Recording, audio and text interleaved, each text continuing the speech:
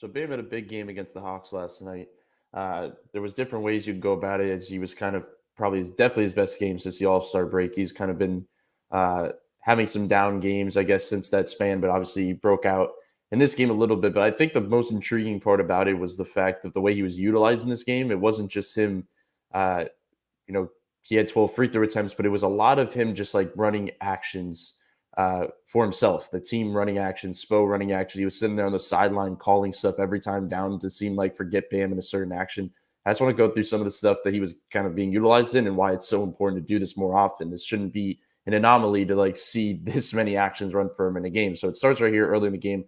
It was something, beginning of the second quarter, but it was something I asked Bam about after the game because this action is something that they run a lot for him. And I just think this is probably my favorite action that they do because it just gets him in space, screening for Bam and kind of letting him operate in the like lower end of the court. It just feels like the best possible thing to do right here. Just max your guard of any kind, screening for Bam down low, little down screen, and it leads him into a little bit of a curl.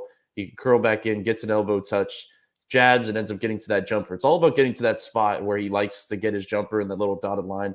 But the fact that you can screen for him and clear out, and even if I go back and show this again, you can also have the element of Max now rising. And if they want to send help, Bam can kind of pause right here and kick out to a max three.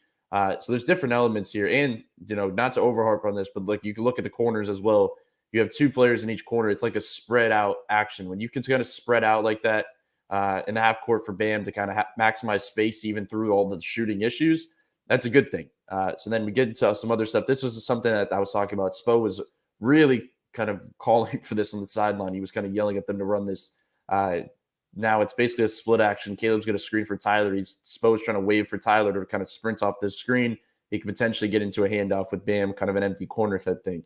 But then it's basically a lot simpler than it sounds because Bam's able to just basically take it himself. Like he's just basically basically a distraction as they kind of run that on that top of the key right wing, and then he's able to get to the middle of the floor, goes to that little bit of a push shot, ends up in an and one. Now we get to a second element of things they're running for him, which is inverted pick and rolls, which is something that everybody's been calling for, it feels like, for a long time, because I don't know how you guard Bam as a pick and roll ball handler. Right here, you see Tyler, empty corner, screening for him. You basically have three Heat players kind of really clearing out on that weak side over there. But Tyler's going to screen. He's going to slip it. He's trying to – the funny thing, if you watch the way he screens, this is why it's important, is you see him like taking his defender actually into the screen. Like he's utilizing his defender as the screen. So he brings him into it. They force to kind of double it, Bam off to the right side. He ends up kicking it to Tyler on the slip, ends up in a three.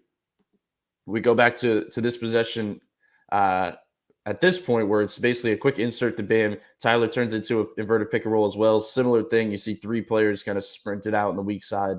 Now Bam's able to get to his right this time. They're not able to double. He ends up getting a block at the rim, but you can see the looks that they're getting. That is a great look. You'll take that every time. Bam getting to his right, getting downhill.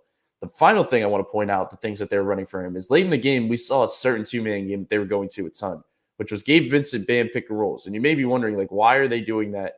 Considering the fact that in a second, this clip is Trey's not in yet, but Trae Young was the one that was guarding Tyler Hero. And basically, the reason they were doing that is, for one, they're going to blitz out and they're going to send two on the ball. So it's kind of, they're trying to just mess things up in general. The Gabe Vincent Bam pairing, as I show right here, this is kind of what they were getting to, just empty corner stuff, getting it to Bam on the roll right here. Bam ends up for a big dunk.